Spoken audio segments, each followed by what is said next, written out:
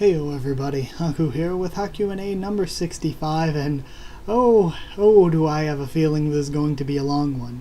So if I end up with a hat on mid-video, it's because I made a jump cut to put one on because I didn't want my hair falling in my face, or yeah, anything like that.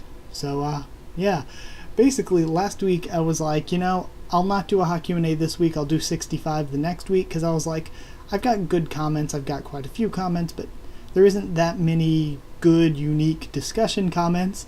And then over the course of the next week, bam, we just got hit with a particularly good One Piece and Boku no Hero Academia chapter episode. We got some good stuff there to discuss.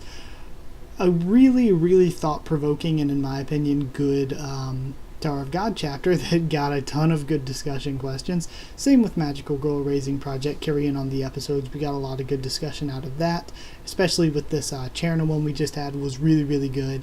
Yeah, and then even then I posted, we got Mongoose, of course, in the course of that week, and I posted a lot of Elfsan and I think the past 2 days, that's all I've posted either day because One Piece was off this week. The HaQ&A, this is a day or two late, and also there was no Boku no Hero Academia chapter this week either, so because of Oban, of course. So yeah, I feel like some people are like, boy, is this turned into an Elfsan and I channel, that's all he's posting. But yeah, I just had that read through saved up to post whenever there weren't any other videos to go up that day. But yeah, lots of things to talk about to the point. So much stuff came out in a week where I was like, okay, a lot more comments this time. But I like that, especially when, like I said, it's a bunch of different series. It's varied, because I feel like some weeks we just hit like the big 3 or 4 with like Boku no Hero Academia, One Piece, Tower of God, and Magical Girl Raising Project. So I like when we have more than just those 3 or 4 that have a lot. So I think we have 7 topics this week, but before that, going to talk about some general stuff. The new schedule has been great to me. I feel like I've had a lot of time to work on my videos a lot more. Like before, where I was doing so many videos and in such a kind of screwy schedule that I was just like, video, and then I gotta go straight to the next video and straight to the next one. I had no time to work on my long-term videos. I was just pumping out the videos as quick as I could. But since changing up the schedule and maybe covering one show less this season, I think it's been helping me improve the qualities of the videos I am making. I mean, not every video is going to be that improved, because sometimes you have a bad day or sometimes things just happen. But either way, I do think the quality's been improving.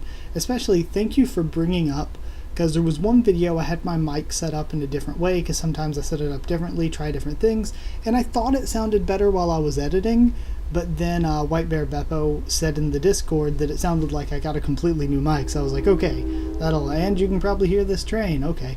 But they said it sounded like I got a completely new mic, was how much better it was, so I was like, of course I'm going to keep trying to set it up that way. So yeah, hopefully the audio starts to sound a bit better.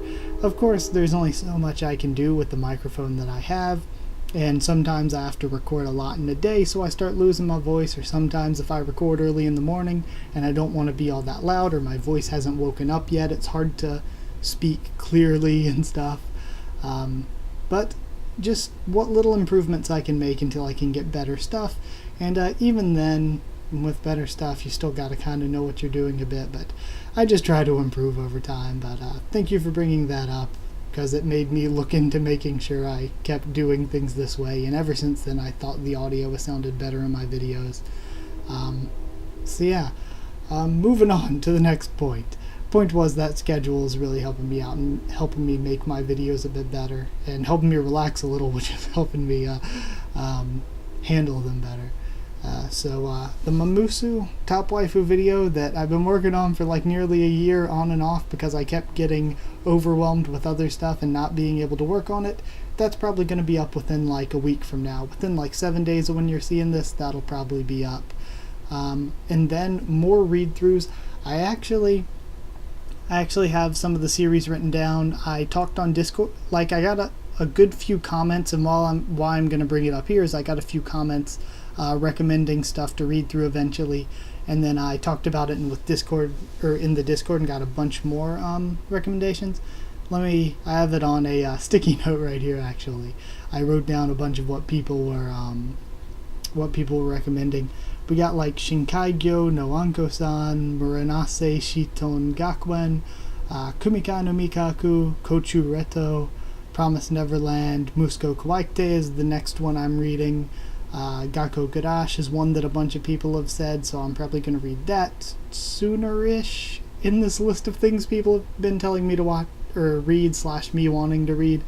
Dumbbell Nankilo Motoru, which I really, really want to read soon, because from the way it's described, it sounds pretty much like Elfsan Yasararanai, but without the monster girls. Beastars looks great as well, and I also got somebody a little bit ago that told me to read Dead Demons Destruction. So yeah, all of those, and if you got any more, I'll look into them, and if they look cool, I'll write them down as well.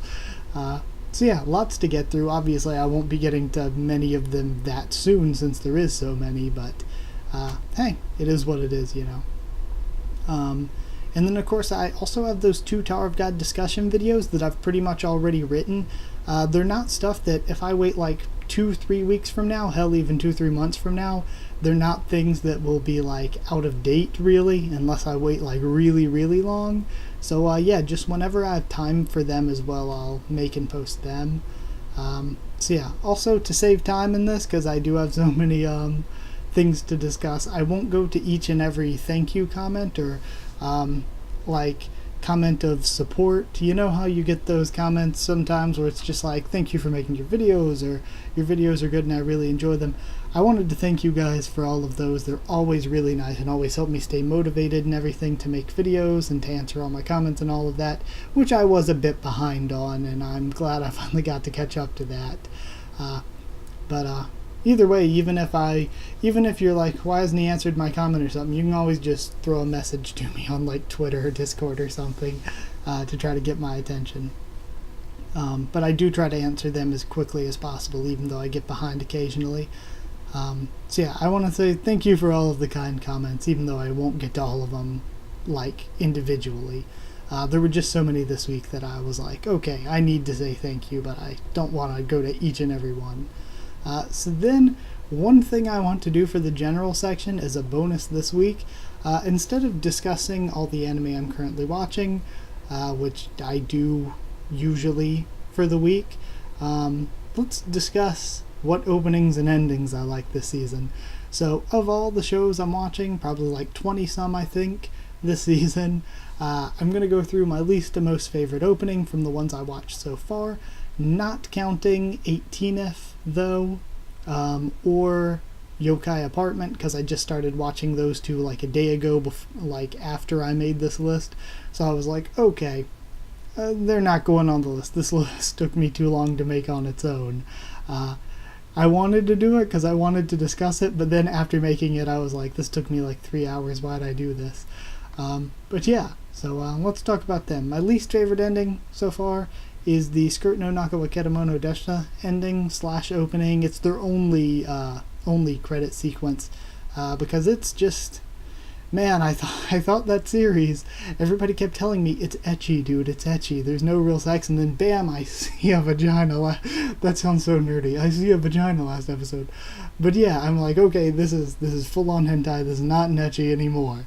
So warning there for any of you that see that on my list of things I'm watching and say, oh, I want to read that. Warning, it's totally a hentai. That's not ecchi, not anymore. Second to last, Netsuzo Traps ending, because it's kind of just 30 seconds, whatever. 36th place is actually one I like, so yeah, it's pretty low, but it's one I like. The Nanamura Sanbatsu ending. 35th is the Shikoku no Altair ending, which is really good, has really nice art and a really nice musical number, but is it just me, or for any of you that are watching that, is there one sequence in it, and it's like the longest sequence in the entire ending, where it looks like Mammut doesn't have arms? Like, it's really, really weird, and it bothers me every time I watch it. That's probably why it's so low on the list, is that one shot just really bothers me, because it looks like like the animator or whatever forgot to put arms on him. It looks like he doesn't have arms. 34th place, the Made in Abyss opening. Made in Abyss is such a great show, but boy is its opening and ending really, really bland, like really boring and generic. So Made in Abyss is opening. 33rd, Centaur no Naomi's ending. It's a really good song and has really good animation, but I still cannot figure out what Centaur no Naomi's ending has anything to do with the show. It seems very, very like weird. It's just Tama just standing there in the rain with all this crazy animation and stuff. I have no clue what's going on for its ending.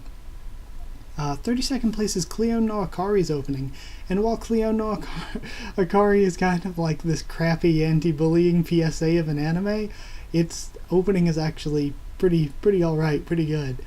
31st, Recreators ending 2, because Recreators ending 2, I don't know, I like it. I do, but it is a little bit on the generic side. I like it more than the first ending. The first Recreators ending was extra generic.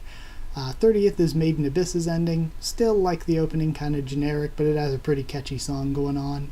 And more Nanachi. When is Nanachi going to show up in this anime? I don't know, but all I've seen is the artwork, and I'm waiting for this character to show up. 29th is Battle Girl High School's opening, because, yeah, it's A, kind of generic, and B, Battle Girl High School in general, there's so many characters that why are there this many main characters? There are 19 main characters that get like actual focus, and it's so confusing, especially when watching so many other shows. That's probably a part of my confusion as well. 28th is the Kakegurui ending. It's very strange, but also pretty catchy. Very fabulous.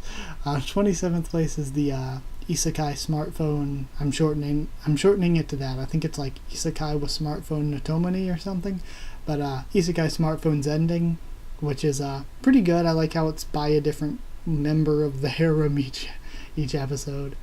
26 is the Netsuzo Trap opening, which is actually quite good. 25th, Boku no Hero Academia's ending too. Again, good. I like it, but it's not the best. 24th is the Battle Girl High School ending. I really like it, and I like how it shows the different characters and does different ones each episode. I like that.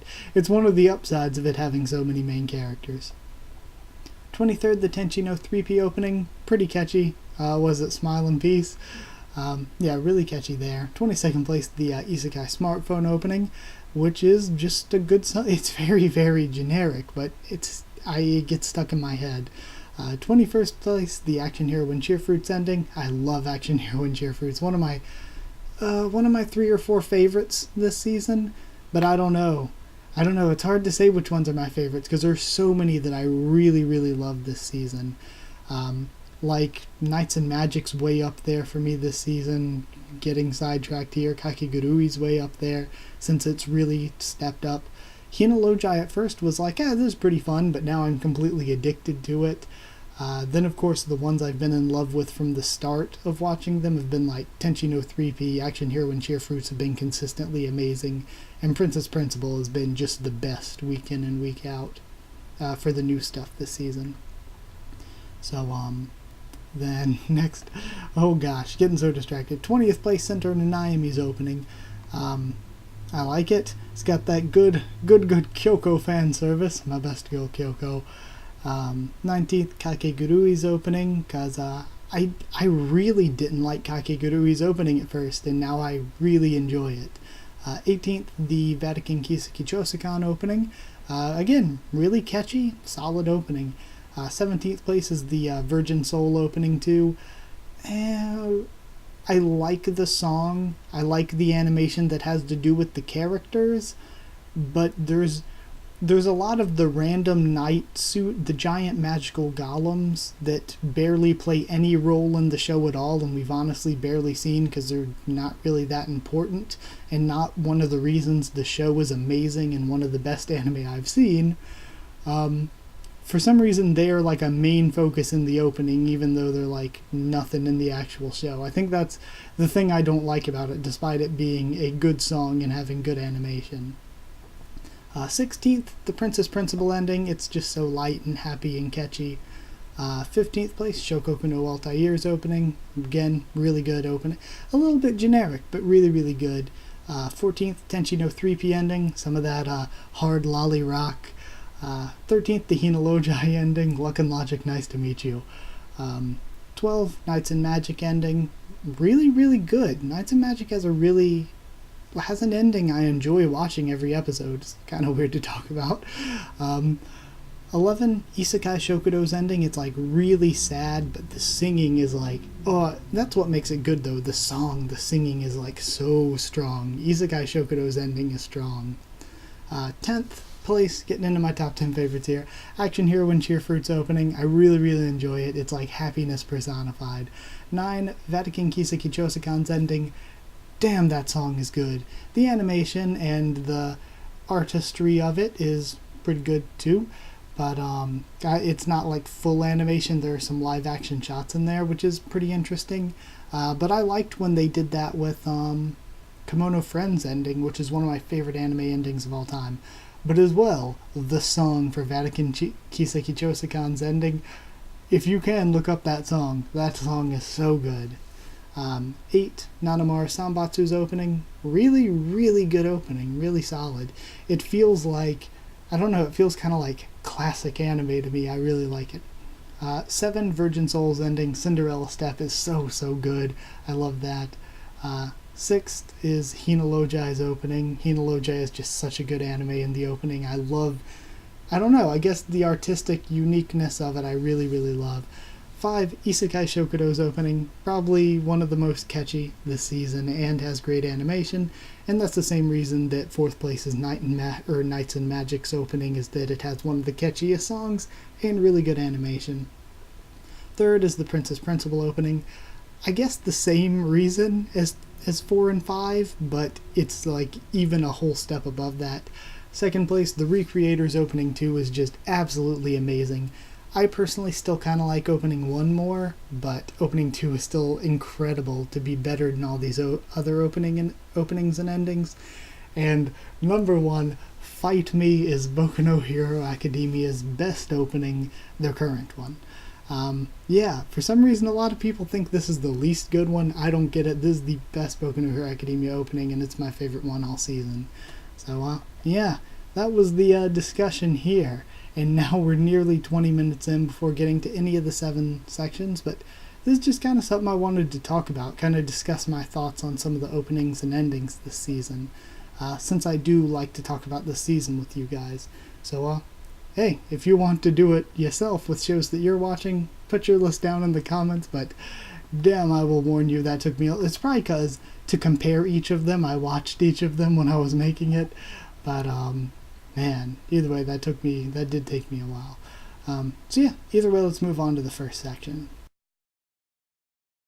First section this week is Elfsan Yasaranai. Man, I'm killing you guys with Elfsan Yasaranai. But first up, Deshaun Gamble said, "Isn't it funny how we're reading another Monster Girl series with a mermaid named Mero? Lol, Flower Girl may be my waifu. I wish we see more of her. Erufuda was getting wrecked throughout the sauna chapter. It was so funny to see. Hashtag no fry, no life. Hashtag live and let fry. Hashtag fry or die."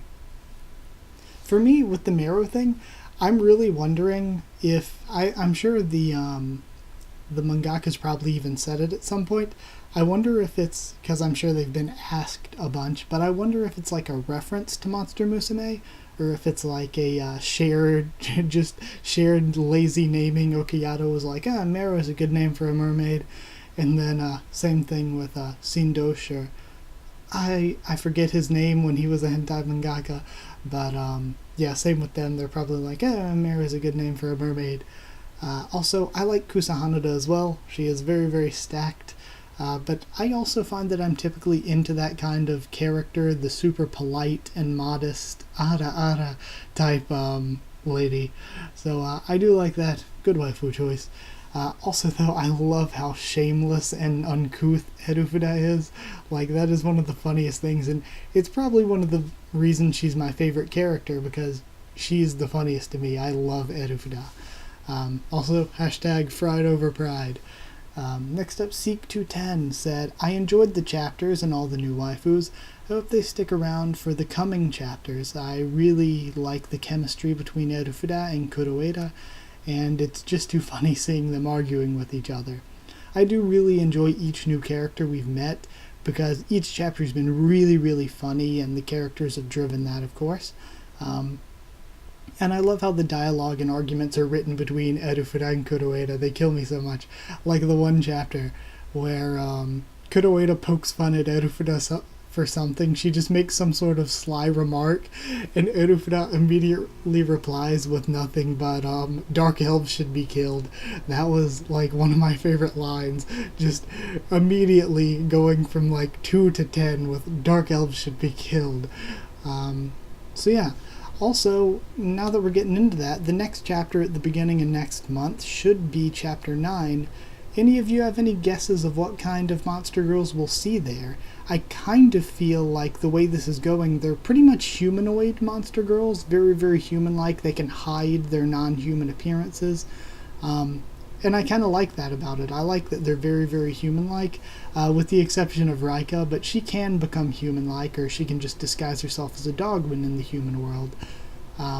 So I wonder, what else, like, could there be coming that could be disguised as a human girl, or what do I think is next in general? If they went far away from something like that, we could even see a centaur or something, but I feel like that'd be too away from human-looking to really fit the show so far. Something I would like to see, or maybe there could be a bird or lizard-ish sort of subspecies that could hide themselves. Maybe they can hide their wings or something if they're a bird-type species. But, or if they were a dragon-type species, that'd be cool. They could hide their wings, wear long clothes to cover their scales or something. That could be interesting. One thing I think would be cool, though, is if it was a human, like a human came over from Erufuda's world, and it was like a human that could use magic and stuff, but they still came over to the human world and got fat because of it. I think that'd be a cool character to see next. Or maybe a yokai-type character, like a, what's it called, the, like, Hachi something Ona, like the 8-foot-tall woman yokai, or I don't even think that's a yokai. I think that's like an internet sort of creepypasta Slender Man type thing, actually. Or what was another one? It was a yokai. The something Kuchiona, the chick with the mouth on the back of her head or something, or even a Yukiona, I guess. I feel like I've seen Yukiona in too many things between Monmusu, Demi-chan, and all this other stuff, but a Yukiona would be cool too. So yeah, there are a lot of cool options, but the chick with the mouth at the back of her head, maybe she could get fat because the mouth on the back of her head keeps eating. That could be really, really cool as well. Or maybe the mouth on the back of her head's trying to talk her out of eating, but she won't stop. So that could honestly be a really cool concept for a new character. So yeah, I guess leave in the comments if you have any guesses if you think of what the next girl could be. The next section's kind of a long one, and it's our Tower of God section. So first up, Duderango said, why would Gastang help Rachel though? Seek210 said, I think he wants to make things more interesting, I guess, since whoever he was talking called her a pawn, and in a way Rachel's weaker compared to the other things Bomb has. And Yubaraj Pocarel said, Gastang may be talking to Head-On since he was the only one, or since he was the one who's manipulating Rachel. Now, for me to answer those three, I think there's the possibility, as for why Gastang would help Rachel and going into what Seek and Yubaraj said, I think there's a possibility that Gastang and Head-On could even, maybe they're working together, or maybe they're just working separate with similar goals here. They could be using Rachel to keep pushing Bomb up the tower. Because you think Bomb got a lot of his powers early in the series to be able to find Rachel, or later on to fight her team. So keeping a rival in the running against him is a good way to make him keep stepping up his game and getting stronger, because they want him to maybe take down Zahard or get to a certain place, or whatever Gastang wants Bomb to do, or whatever. So they could always be using Rachel as a manufactured rival, as a pawn to keep making Bomb stronger, because they want Bomb to be stronger to do their bidding for them. Sort of like what Yurik warned him about, saying, don't just do whatever the people in this tower tell you to. So I think that could always be the case of why they're trying to help Rachel, is they're not really trying to help her, they're trying to help her to make Bomb better. Just to keep making him step his game up, or have to keep stepping his game up. JCB Otero, man, I do not know if I said your name right. I love the comparison of Karaka to Team Rocket. It's so true. And maybe Rack is some kind of super boss and he can get through anything. Hell yeah. Lastly, I agree that the thing they gave Rachel looks familiar. I've got to do some research. Okay, first off first. I think, to me, it's making Karaka a bit less serious since he gets beaten each other. And I think, actually, Ilala said the same thing about Karaka here, but I think to me it's making Karaka seem less serious to me since he gets beaten each arc and then he comes back the next arc with a really shallow evil plan. Like his plan is like, let's revive Joaquin, and then Joaquin gets beaten, and then it's something along the lines of, I'm controlling Pedro, and then he gets his ass kicked. And then, yeah, Pedro gets his ass kicked. And then it's something like, oh, I'm going to stop him from getting back on the train at the name hunt station. And then he gets his ass kicked. And then it's something along the lines of, I'm going to take their teammates and stop him from getting to the floor of death. And he gets his ass kicked. Then it's like, I'm going to use Rachel and his teammates to capture him and the souls and stuff at the floor of death. And he gets his ass kicked. And now it's, I'm going to use Wangnan and them as pawns so I can get him before he goes to the floor of death, and once again he's likely gonna meet up against Yuri and get his ass kicked. It's really making Karaka, like I went through so many times, look how repetitive that's getting. Karaka tries to stop him from getting to a place or something, gets smacked down, and then comes back with another shallow evil plan. Like, the same thing has happened so many times, and it's making Karaka seem like Team Rocket. He is just kind of the joke villain at this point. Also, I'm pretty sure for Rack, I think it's been said that his species has high Shinsu resistance, because where they come from, they, like, swim... Well, did you hear a weird noise here? Either way. But, because from where they come from or whatever, they, like, swim through Shinsu a lot, or something like that. So maybe that's the case. They have some sort of high Shinsu resistance here, and that could explain how it's easier for him to survive a blast like that than others. It still doesn't really explain how he got to the virtual floor. I've still had no idea how that's going on. But yeah, something like that maybe. And then lastly, kind of lost my place. You said the Rachel thing looking familiar. I tried looking around. I said in the review I couldn't find anything, but I know it looks familiar. It might not even be something from Tower of God it reminds me of, because it does kind of remind me of, if you look up Minazuki from Bleach, which was, what's her, Unohana's, Unohana Shikai. If you look up Minazuki, I think that kind of reminds me a lot of what Rachel has as well. It's like this one-eyed, stingray-looking thing, so that could be it. Moving along. So next up, Abyss Knight said the difference between Rachel and Andrasi is that Andrasi didn't attempt to kill Bomb multiple times, and Rachel doesn't have the skill or power to be gifted all this stuff. The right to climb the tower, to have some kind of defender object protecting her. Andrasi at least has the power to rely on herself, but that's me anyway. I think though my response to that would be that that's what makes this really great writing and really good though, is that Rachel doesn't see what you're saying.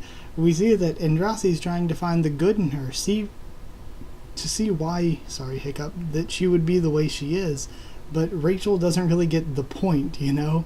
She's blaming everything on looks and how easy Andrasi has it and how easy Bomb has it, but she doesn't see that the difference is not that they look different or they're gifted different powers. The difference is in the relationships they've made with others.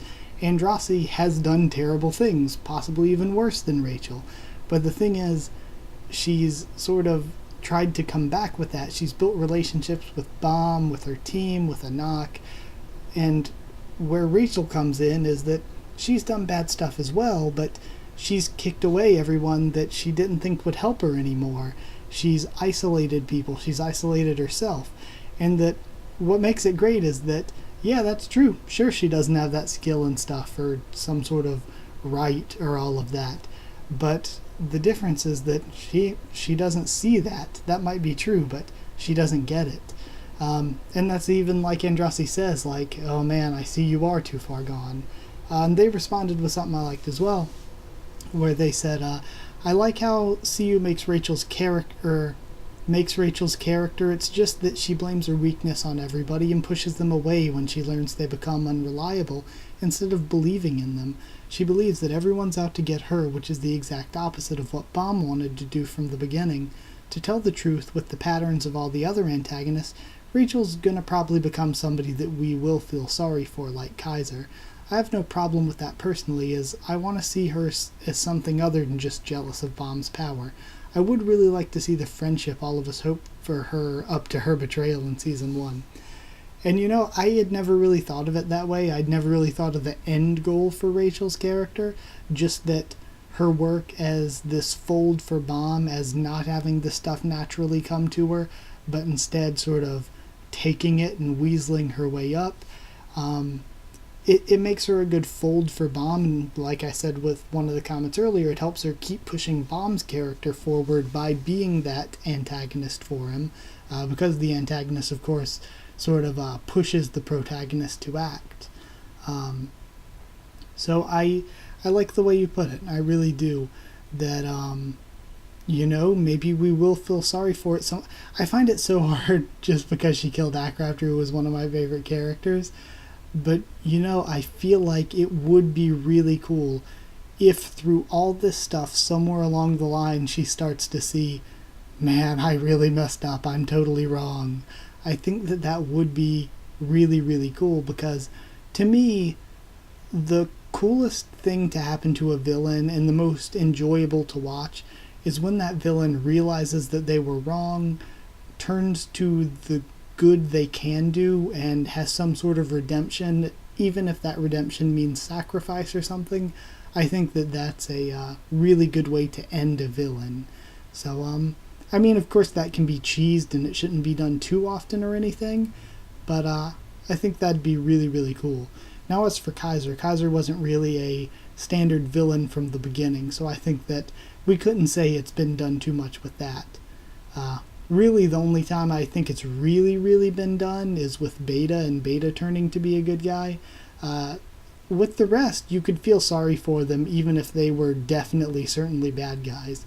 Reflejo was kind of certainly a bad guy, but he was a bad guy you could feel really, really sorry for.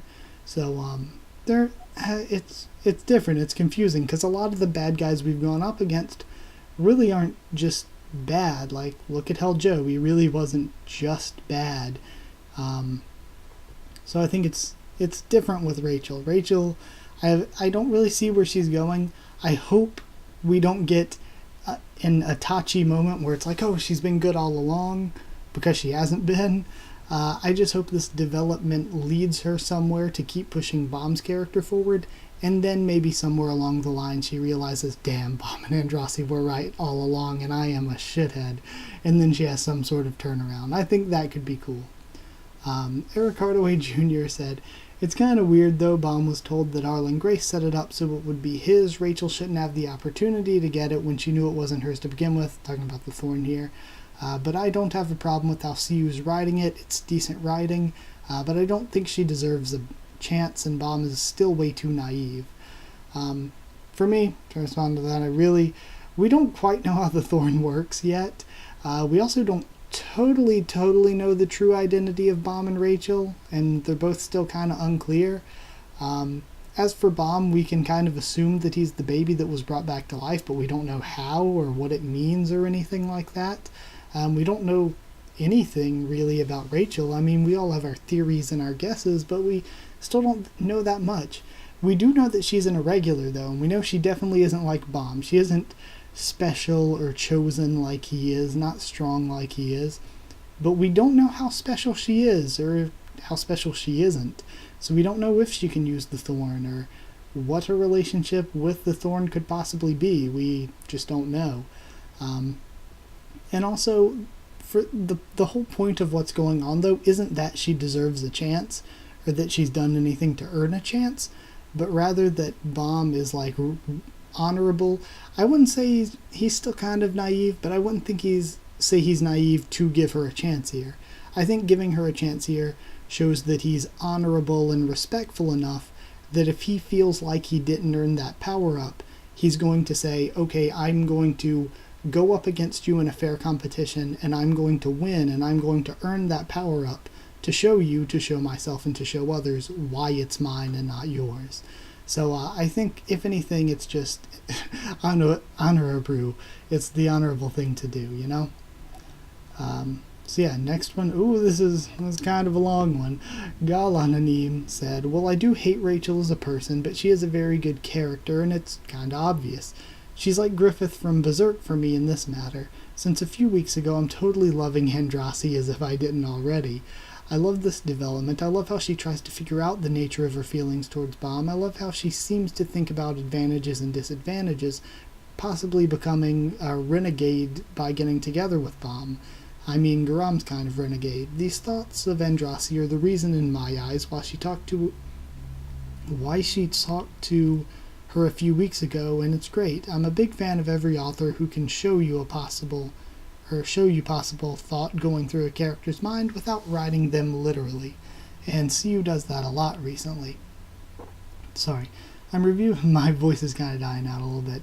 I'm reviewing this series on a Polish fan page. I usually don't have the strength to discuss it with you every week on YouTube, and it's not my language. I can't convert my reviews in a good enough way. But this time I kinda had to write at least something. And for that, I agree with you so much on pretty much every point you made.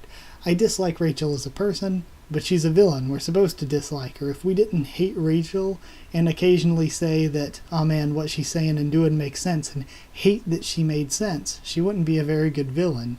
The only times that you're like, I really, really want a villain to win, I want the good guys to lose, that doesn't necessarily mean it's a bad villain. It means it's not a strong enough good guy. But like, she's like, a villain's not supposed to just be a hate magnet, but to be well written while still drawing the hate means they're a good villain. Because if they're well written and they aren't getting that kind of hate, it kind of means that the good guy isn't good enough that you want them to beat them. But either way, also I love Andrasi's development. It's like, to go through, like, at the start of the series, she only cared about what was good for herself. She wanted to stick by Zahard because that was what was best for her. And then when she was in the, was it the hide and seek? No. Yeah, I think it was the hide and seek, actually. When she thought Bomb's kindness was naive, but then she got confused because she saw that his kindness made him stronger and drew more people towards him and got him more help from others and made him just happier, made other people happier. And then she saw that following Zahard wasn't the only answer for her after hearing Anok's stories, and then she began to care about Anok in kind of a sisterly way, and it just kind of made her more and more confused by the end of Season 1, beginning of Season 2, of whether she was right to follow Zahard or not. And then, after hearing Anok's stories, and then seeing that Garam is alive and perfectly fine, even though that was just a brief scene, it was really, really huge for her character, because it shows Andrasi that she has other options. It taught her that everything that she was confused about, whether following Zahard or not, she wasn't wrong to be confused about that, and that she could realistically side with her friends over Zahard. Even though Zahard's giving her a guaranteed safe and privileged life, she can side with her friends and still possibly make it out alive. And possibly live happily. So her entire character arc from this very beginning has been great, because it took her from being self-centered and loyal to Zahard to being somebody who I think most of us can see in the future is likely going to give up on being Zahard's princess or being loyal to Zahard in order to be with the people who protected her and became her real friends, example, Bomb and Anok.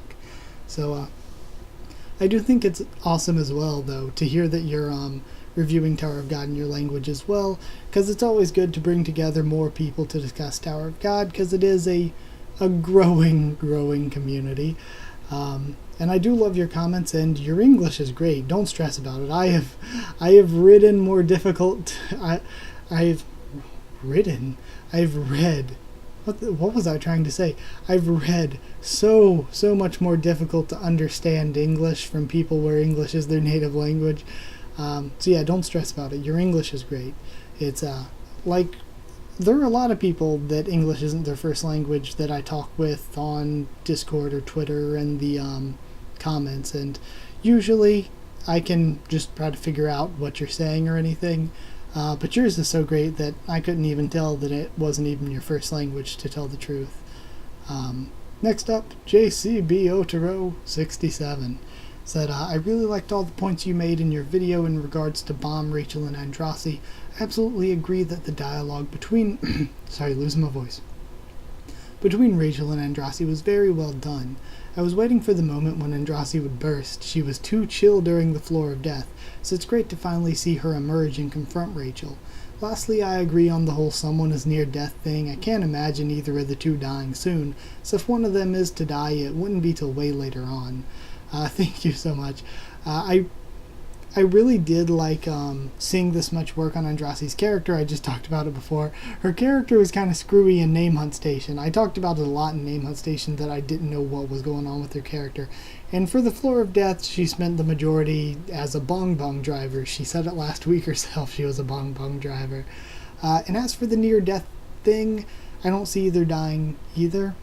If Andrasi died, I'd be really, really against it personally, but I don't think it'd be the worst possible thing ever. The series would survive, people would get over it, but I wouldn't like it personally, because I feel like it'd be just wasting an important character to create the shock value of, oh my god, they actually killed off Andrasi. So I think it'd be a waste of a character to kill her off. And as for Rachel, I don't see her dying anytime soon. From the development she was getting before, I was like, okay, maybe she could die at the Floor of Death, but after seeing all the development she got from the Floor of Death, there's no way I see her dying soon. The Floor of Death set her up as a character. That just sort of foreshadowed and started off character arcs for her for arcs to come. So I don't see either dying soon. And Andrasi's a more possible death than Rachel, but I wouldn't like it I certainly wouldn't like it if it happened, and I would question the writing behind it. Yeah, don't see either dying soon. That's it for the Tower of God section. Next up, we have the Boku no Hero Academia section, and boy, the first comment's a bit of a doozy, bit of a long one. Galananim said, okay, bruh, let me copy and paste my comment from this chapter on Manga Stream. Kinda emotional, maybe badly written at some parts. Talking about their comment. Ooh, I didn't see this coming at all, even though I had hoped that it would happen eventually. Okay, the best chapter today, my opinion, fuck off. I totally love how the League of Villains members actually get closer to each other. I love how there's some loyalty in this evil society. It's not like, I'm evil, fuck everybody, but rather, I'm evil, you're evil, we're one fucked up family. I also like seeing Irinaka pushed to the wall, no pun intended, by Toga and Twice. He didn't, and probably still doesn't, treat them like the Yakuza's equals, but he doesn't have any choice right now, so he has to work together with them as well as he can. Also, Sir completely destroyed Rappa's copy. I actually expected him to excel in close combat, since his quirk has no fighting capabilities. He said he used some kind of enhancing item, right? Like enhancing strength or what? The name of it didn't really make things clear enough for me to understand. I loved Twice since his own chapter, and I still love him. Toga got to my top 10 female characters last week, and she stays there, but Shigaraki, my boy, you did it. You found it in yourself. You're not any typical evil maniac that some people think you are. Now, I was so right with every analysis and comment about Tomura I've written on Manga Stream so far. He does care about the people around him, as he cared for his master. He hates heroes, hates the world, but his comrades are important. It's only human. You spend a lot of time with someone, you can't just choose not to feel anything towards them. Also, since we've seen a part of Shigaraki's past, it looks like he didn't have a chance to live in a family or anything similar. Now, he has this chance. After all that he's shown today, I think he's going to eventually backstab Overhaul, but not because Overhaul is his rival. He's going to kill him to avenge Magne's death. My thoughts are kind of messy right now. Let me stop right there. Great chapter, amazing for me development. Where the fuck is Mirio? Okay, so to go through all of that I agree with pretty much all of it. First off, the item that Sir used, it looks kind of like a dial from One Piece, if you guys remember the dials from around... Well, I guess technically Usopp still uses them in his weapon, but they were like around Skypiea and a little bit afterward, where it was a thing that had energy stored up inside of it, and then the energy could be released, because it looks like the Rappa clone just flew away from Sir's hand, being blasted into a wall from his hand. So from that, I think maybe it's some sort of device that stores up energy, and then bam, he can release the pressure or air, or maybe it's like it stores a ton of air in a tiny little space and then releases that. But yeah, I think it just releases pressure or something and sends him flying. Also, I love the development for Shigaraki and the Villain Alliance, and it shows more how they're growing, they're trying to learn to be villains. They're like the opposites for Izuku and his friends who are growing and learning to be heroes. And you and somebody else both brought it up, I think it was Seek 210 maybe? But you brought it up where I forgot about Mirio since he ran off like chapters and chapters and chapters ago, probably like 2 or 3 months now. I think for all we know, he could be going straight after Chisaki, in which case Chisaki's only got the one guy we know of protecting him right now, but there are also other members of the Cleansing Salvo we haven't seen. So, yeah, going to be interesting to see what Mirio's doing when he shows back up, but his absence is definitely important here.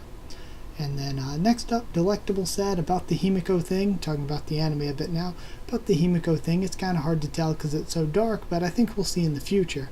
I'm also excited for next episode and hoping it'll be good because the anime original scenes we get are pretty great quality, and I'll get more screen time of the other 1A in any way I want, in any way. I just want to see these characters utilized more. And Very Nice said, well, they slimmed down Ochako quite a bit in the anime and Jiro grew tits for some reason. I will agree. I really, and of course I've watched the episode after commenting, but I was excited to see the 1A students some more. I think the anime was done so well that I trusted them with making anime-only scenes or even a full anime-only episode, and it turned out quite well in my opinion. I thought it was really good despite being filler. And when it comes to slimming down Uraraka, I'm not totally sure about it. I like that she still doesn't look super skinny, but she's just kind of been standardized. I feel like pretty much every humanoid character in Boku no Hero Academia has been a bit standardized.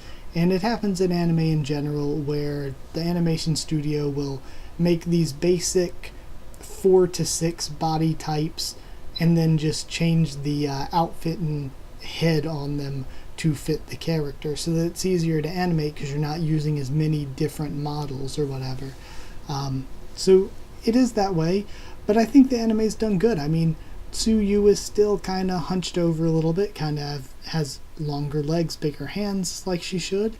I think Ochako isn't too skinny, but in general, I think that a lot of that goes as well to the way Horikoshi draws characters, where the characters are all drawn really, really uniquely. And he has a penchant for a little bit, he even said he has a thing for thicker girls, and that's why he draws most of them a little bit on the not skinny side. Yeah, I think he makes them in a unique way, and you can't really capture the art style as well in anime a lot of the time. But I think things so far have been pretty accurate to the manga, so I have high hopes for them doing Himiko right, but I do hope they don't make her too pretty, for lack of a better word. And yeah, that's it already for the Boku no Hero Academia section. Next up is the Mongoose section, going to be a bit short. First up, Deshaun Gamble said, I suspect that the corporation is secretly evil and hiding its true colors. Darling may have to one-punch man the boss, which will be fun to see. Even if it's evil, I'd still sign up to massage the waifus with lotion. I would gladly adopt any and all the waifus when Darling shuts them down. But yeah, I think the corporation's totally evil. Totally. Seek 210, about the same thing, said, I still think the corporation's still shady and is going... is doing something behind the lines, because even Miss Smith is doubting him. I really like Ragnari's tsundere moment, and how Sue just got out and was like, I'm done, I'm going home, and also all the fan service. And yeah, I don't trust the president or that corporation at all. Sue was amazing that chapter. I loved her line. And the fan service was nice as always. And that's it for the Mongoose section. Next up, we have the One Piece section, starting off with White Bear Beppo, who said, the static on Cracker's hair makes sense because it's a firecracker. I, I would have liked the volume to be lower, though. I never thought of it that way. Never thought of it as firecracker. I do agree, though, it wouldn't be so bad if the volume was lower, and it wasn't as bad in episode 800. Episode 800, I barely noticed it. I did notice it. I kind of wish it wasn't there, if it was a little bit quieter. But, yeah, I'm just so distracted that I never got that pun. It's been so long since the manga fight, and I never got the pun that it was firecracker. But either way, Seek210 said, I also agree that Brook should have been higher on the character poll list. I didn't see Cracker at all, which I thought he would make the list. I like how Nami tricked Zeus with the Thunder Eggs. I think it'd be funny if he legit left and stayed, or left Big Mom and stayed with Nami. I don't really want to see Pudding turn to the good side. I still say it's cheap. I'd love to see Katakuri versus Luffy and the rest. Also, I think we have to remember Brook went to get the submarine, so maybe he'll end up at the Sunny first, and he'll have to fight everyone for the meantime. It also sucks because there's a break next week, though, because it's Oban, or am I mistaken? And yeah, I didn't know at the time, but yeah, it was Oban, that's why we didn't have a chapter this week. But yeah, I didn't even think of Cracker being on the character poll. If you guys go look up the American or English character poll, it is so much better than the Japanese one. I don't know what it is with Japanese character polls that makes me always think, what are the fans thinking? Well, it's like, why is the birthplace of anime and manga so shit when it comes to taste in anime and manga? But yeah, Cracker's been done dirty this arc as well. Like, Cracker kicked Luffy's ass and only took one attack from him, and yet he's been MIA for the rest of the arc. Man, he's been done dirty. And it's been days since that happened. So screwed. But yeah, I don't like the idea of Pudding being good either. Her entire character works super well as a villain, and it kind of feels like she is the easy way out. She's probably going to manipulate her family's memories or something to placate Big Mom, and it's... Man, I don't like it. She is so much better as a villain. Her entire character is built to be a villain, and I'm going to question Oda's writing on this one by making her good, because I think it's kind of a foregone conclusion that he is making her good. And if she remains good, or if she does pull that BS of manipulating her family's memories, I'm strongly going to question Oda's writing on this one, because that is such a cheap, easy way out, and really a waste of a cool ability and a cool possible story with her being a villain. And as for Brook, I totally forgot about him leaving separately. So I do think it'll be important that he left separately. So yeah, once we see him, I think it'll be interesting. I don't even know where he'll end up. I mean, I'm assuming he'll end up at the ship first, but maybe he sees that Katakuri is there and does something differently. So, yeah, that's a really interesting point you bring up, but I don't really know what it will lead to. I just know that it will be important. So yeah, that's it this week for the One Piece section. Next up, we have the Magical Girl Raising Project section, starting with Andrea Zapita, who said, I love how many of us don't know how to feel about Flesh. She's kind of in a very gray area. She can sometimes be liked or disliked. For me, I respect Fle and like her as a character, but to me, though I like her, she just doesn't stand out as being, like, amazing. She doesn't stand out as being one of my favorites, like Shadow Gale. So yeah, she's good, I like her. She's just, not one of my personal favorites. She doesn't, like, really stand out for me. Deshaun Gamble said, another title for this episode could be The Struggles of a Male Magical Girl. Lewd Lapicelle and Body Paint is 10 out of 10. This episode makes me wonder what would happen if Melville had any friends. It's kind of sad seeing how antisocial she was. Great video. Oh, thank you. But, yeah, it's sad seeing Melville there. I feel like, less so than Clamberry, where it's like, Clamberry had kind of PTSD, and her mental state was used to manipulate her. Melville wasn't really manipulated as much. But I still think if she had good influences, she could have been good, but Clamberry brought out the worst in her, because we see that Melville had a really competitive nature, and Clamberry introduced her to killing as a competition. So because of that, I kind of feel like Melville could have been good with a good influence, but Clanberry brought out the worst in her nature. So that nature was still kind of there for Melville, but I don't think she would have been nearly as bad if it wasn't for Clanberry. And I'm still on team Free Melville 2017. Hashtag Melville did nothing wrong. Melville didn't kill anybody. Keat killed everybody. Melville didn't kill anybody. Melville was innocent. Free my girl Melville. Free Melville. Then moving along, Steve-Rock said, I know I'm going to get a lot of people that hate that I said that. Steve-Rock said, for one chapter wonder to someone who to someone with a deep connection to another member of the cast and a very interesting backstory on how she developed her mindset, it's always good to see more insight into who these people were, even if we already know the end. And of course we have the return of Nemarine. What role, if any, will she have in the future? I do enjoy how the episodes give us the extra connections that we originally read in the... it gives us extra connections to make what we read even more important. Like, what we read in the main story is now even more important because we know the backstory now. I'd also like to see Nemarine in the future, even in the main story in the future, like communicating with other girls in their dreams and maybe playing a role that way. I'd like to see more of Nemarine.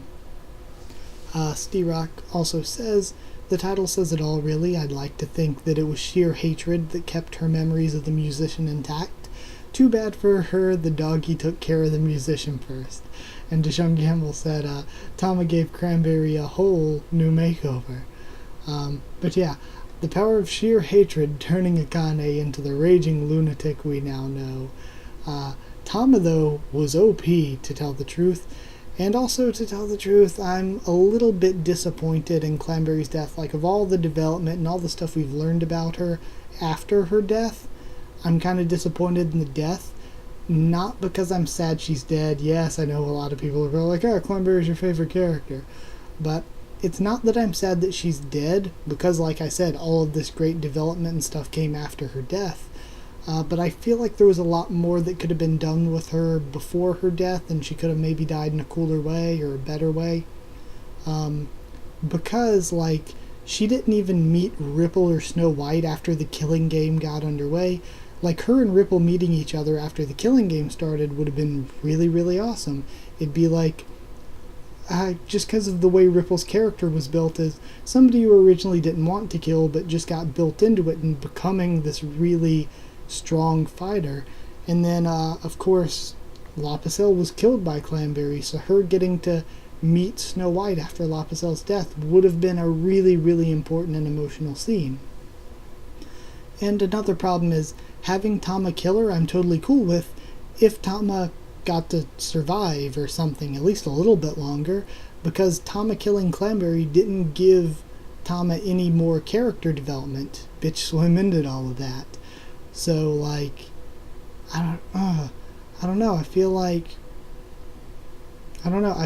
if Tama killed her, Tama should have just stayed alive, because it feels like the only reason Asari, I think, is the writer. Now it feels like the only reason they had Tama kill her was so that Swim wouldn't get killed, because they knew that they couldn't write Swim to realistically kill Clanberry. So, I don't know. I think her dying was good. I think even her dying by Tama was good, but I'm sad that not more happened before that, and that Tama didn't really get any extra development from killing her. So it kind of isn't the strongest in hindsight to me.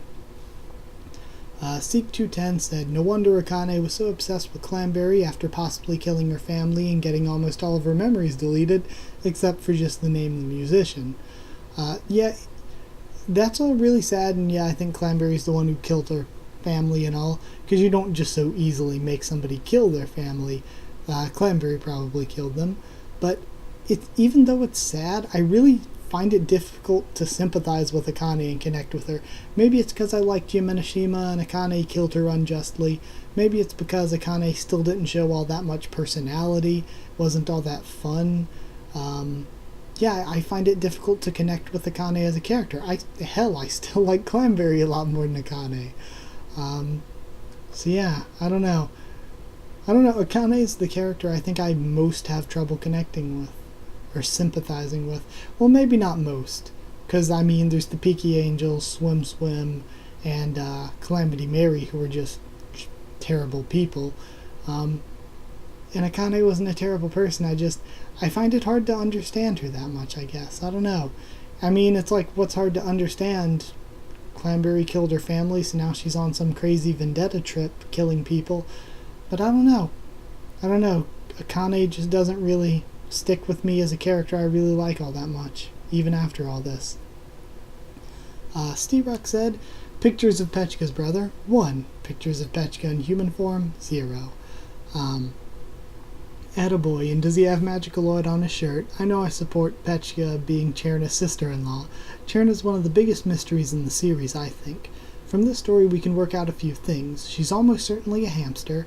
From the prologue to how she speaks, it's clear that she's not human. She's also probably not Tama-chan. It's doubtful that Cherna and Miyakata could have missed each other for over a year, and Cherna apparently broke in to give the lobster to Tama-chan.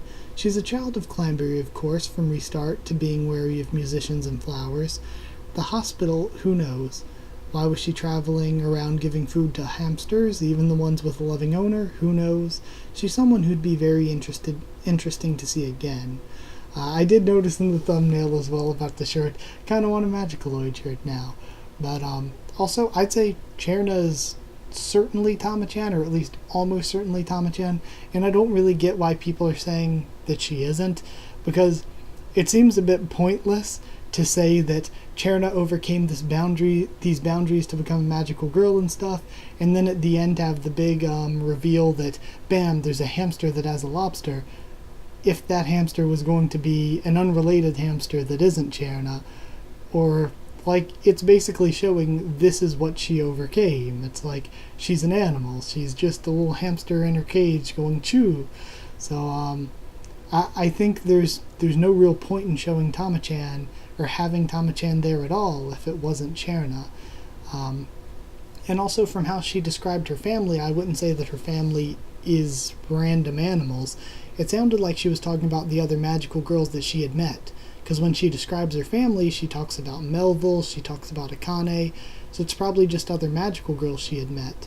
And we don't know how much her memories were gone there. Of course, she didn't have memories, but she still remembered, don't mess with the person wearing flowers because they're strong.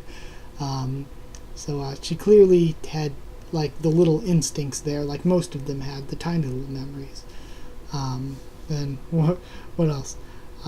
For me, I think that it would make more sense as well, because she said she asked around what people wanted, so it'd make more sense that she asked around what magical girls wanted than to break into people's houses and ask all these animals, and how'd she even meet all these animals. And also, like you even brought up, there's no reason for her to deliver food to a random hamster that has an owner. Like, yeah, there's no reason. So instead of saying, well, that's mysterious and unexplained, why don't we just say, that's her. She delivered presents to all the magical girls she knew, and then she kept this lobster for herself. So, because we know that she had a lobster with her, so that would make sense if she kept it. Then, what else? Okay, there is one thing that I would say that could be used as evidence for Cherna not being Tama-chan, and that's that Tama-chan doesn't seem to know that Anna is a magical girl. Even if Cherna and Miyakata met each other at some point, they don't know that they're Anna or Tama-chan. And while that's weird, it can be really easily explained by Cherna or Miyakata never transforming when they're around each other. If they met each other, they wouldn't know each other were each other if they didn't meet each other during transformation. And we already know from things that, like, Lapicelle said, and I'm pretty sure other girls have said as well, I think even Akane maybe said it, that some girls said they don't want to ever transform while they're at home because people would see a different person leaving the house, or them leaving the house as a different person. So it's always completely possible that Cherna never changed if she was ever around anybody, or that or if anyone was around, she would never change if Miyakata was home, or maybe Miyakata only ever changed when she wasn't at home. So there's a complete chance that they could have met each other, been around each other a lot, and never known that each other were Miyakata or Cherna. So that's a lot easier to explain than why this random hamster was getting food deliveries from a magical girl. So I would definitely say that Cherna's Tama-chan. Then lastly, Anime Lover 22 Full said, yes, that's why they can't find her body near the end because of her status in real life. This is the reason the graves are only 12. I like this for two reasons. Because it means they did visit Melville's grave. Lucky, poor Melville. So wait, yeah, 12 graves, 3 survived, and one is Cherna. Poor little hamster, no grave. But yeah, and it also, I was joking around, I was like, it explains Miyakata's arguing a little bit more. She gets back into the game where she's like, my hamster died and now I have to deal with this mouthy puppet. So, yeah, it explains Miyakata's state even more. And that's it for this week in Magical Girl Raising Project. Now the final section this week, finally getting to it, Princess Principal. And first up, Sir Canavar says, I agree with basically everything, especially the world bit. I really wish we had more anime like this or Made in Abyss with new and interesting worlds. And that I agree with so much, because for me, an interesting and unique world is the biggest draw for me to get into any series and to really keep enjoying a series, is if it has this interesting and unique and different world that you always want to learn more about. So, and it looks a lot more, it draws you in a lot more with its appearance and everything. So, yeah, I think that's a huge draw for me to a series, as if it has a good, interesting world. Sir Canavar also said, the villain part, pure truth. I was the same. Why are you guys really shooting your own ship? Also, I like Beatrice too. And yeah, we see that the Kingdom's Great Air Force isn't actually that bright. And Beatrice is my favorite character. I like Chisei now too. Beatrice is my favorite character though. I want to see what other cool modifications she has though. We know that her neck, she has a robotic voice box, but we don't know if she has other robotic parts. I mean, when she got hit with that sword, it didn't cut through her skin. So, it's interesting. I want to see what else is going on. I expect one episode her arm to just open up to reveal a gun barrel and her to start just firing away machine gun style with her gun arm. But it'll be cool. I want to see what other kind of robotic modifications she might have. Because it makes sense that her father would have modified more than just her voice box. So, cool. Robot Girl is the best. Beatrice is the best though. And that's it this week. Really long HaQ&A, so I'm going to get to editing that. As always, in the comments will be the timestamps. I mean, you're not really going to need that in the end of the video, but as well a link to the Discord if you want to join up and talk there. There's going to be a link, and if you need a new one, if it expires, just ask and I'll give you a new one. And also, what else was it? Oh yeah, the list of anime I'm currently watching from least to most favorite or whatever. Then, what else? Is that really it? Yeah, I guess that's it. So, either way, like if you did like the video, comment down there, tell me what you thought of this, what you want to discuss, anything you want to comment, just comment down there, whatever. I asked a lot of things throughout the video. Subscribe for more of anything I talked about here and more.